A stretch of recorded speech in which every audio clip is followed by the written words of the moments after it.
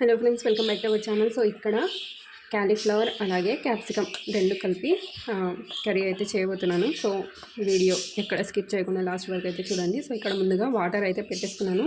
So boiled వచ్చేసింది కదా, ఇందులో ఒక పావు టీ స్పూన్ వరకు పసుపు యాడ్ చేసుకోవాలి. అలాగే ఉప్పు కూడా యాడ్ చేసుకోవాలి. సో ఇలా చేయడం వల్ల క్యాలీఫ్లవర్లో ఏమైనా పురుగులు జమ్స్ ఉంటే అవి పోతాయన్నమాట. ఇప్పుడు ఇందులో క్యాలీఫ్లవర్ యాడ్ చేసుకోవాలి. సో మీరు క్యాలీఫ్లవర్తో ఏ రెసిపీ చేసినా కానీ ఈ స్టెప్ మాత్రం కంపల్సరీ అండి.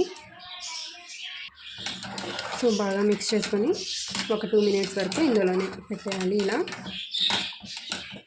సో గ్యాస్ ఇంకా నేను ఆఫ్ చేయలేదండి. ఓకే అండి. సో ఆఫ్టర్ ఒక 2-3 మినిట్స్ తర్వాత క్యాలీఫ్లవర్ ముక్కల్ని తీసి వేరే ప్లేట్లో వేసి పెట్టేసుకోవాలి.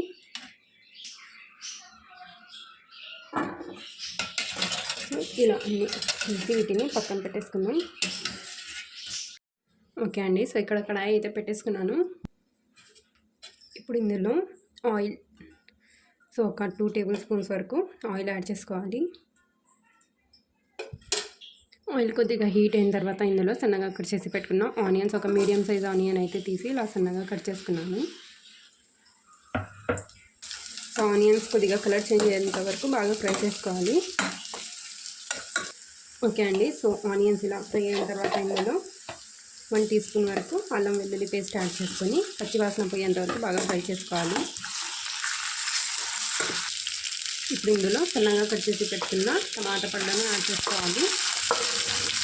ఇక్కడ ఒక 2 మీడియం సైజ్ టమాటాలను తీసుకున్నాను. ఇప్పుడు ఈ టమాటా పళ్ళు బాగా మెత్తగా సాఫ్ట్గా అయ్యేంత వరకు కుక్ చేసుకోవాలి. సో లిడ్ పెట్టేస్తే టమాటా పళ్ళు తొందరగా మగ్గిపోతాయి. ఓకే అండి. సో టమాటా పళ్ళు ఇలా బాగా సాఫ్ట్గా అయిన తర్వాత ఇందులో మనం బాయిల్డ్ వాటర్లో వాష్ చేసి పెట్టుకున్నాం కదా క్యాలీఫ్లవర్ యాడ్ చేసుకోవాలి. ఇందులోనే క్యాప్సికమ్ ముక్కలు కూడా యాడ్ చేస్తున్నాను. సో ఈ సైజులో నేను కట్ చేశానండి. చూస్తున్నారు కదా, ఈ సైజులో నేను కట్ చేశాను. ముక్కలు ఇంత పెద్దగా వద్దనుకుంటే మీరు మీ ఇష్టం అండి, ఏ సైజులో అయినా కట్ చేసుకోవచ్చు. ఓకేనా.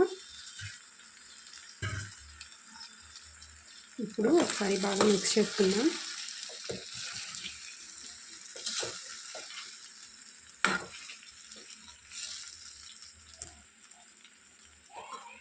ఇప్పుడు ఇందులోనే రుచికి సరిపడినంత ఉప్పు, కారం పొడి, సో 1 టీ స్పూన్ వరకు కారం పొడి, 1 టీ స్పూన్ వరకు ధనియాల పొడి, ఒక 2 టీ స్పూన్స్ వరకు ఎండు కొబ్బరి పొడి, ఒక పావు టీ స్పూన్ వరకు పసుపు, అలాగే కొద్దిగా వాటర్ యాడ్ చేసుకుని, వాటర్ వేస్తే మిక్స్ చేసుకోవడానికి కంఫర్టబుల్గా ఉంటుంది. వాటర్ యాడ్ చేసుకుని ఇప్పుడు బాగా మిక్స్ చేసుకోవాలి.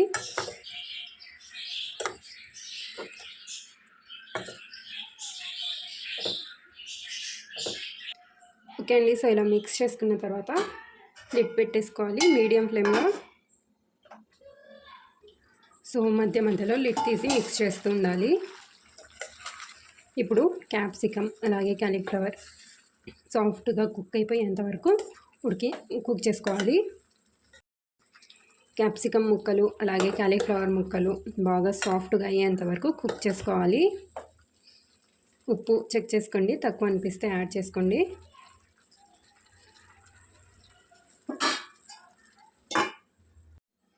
ఓకే అండి. సో ఇక్కడ చూస్తున్నాను కదా, ఇక్కడ నేను గ్యాస్ అయితే ఆఫ్ చేశాను.